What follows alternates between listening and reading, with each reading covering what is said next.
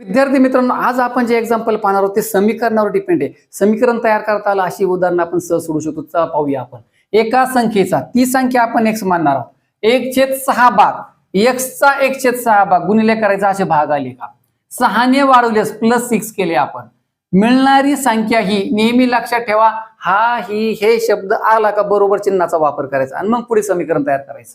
त्या संख्येच्या म्हणजे x या संख्येच्या 1/5 भागातून 1/5 ने गुणलंय, 6 कमी केले म्हणजे -6 केले, समीकरण तयार झालं. तर ती संख्या कोणती? चला काढूया. समीकरण कसं तयार करायचं मी सांगितलं. पुढे पहा, या ठिकाणी x ने न्यूमरेटरला म्हणजे अंशाला गुणलंय 1/6 अधिक 6 आले बरोबर x ने 1 ला गुणलं x/5 - 6. आता पुढे पहा, हे -6 डावीकडे घेतले अधिक 6 झाले आणि हा 1/6 जो आहे इकडे प्लस येतं इकडे मायनस होईल, तो इकडे मी मायनस केला. आता पुढे पहा 6 6 12 झाले, अपूर्णांकांची मी वजाबाकी केली आणि आन्सर आले इथं x/30.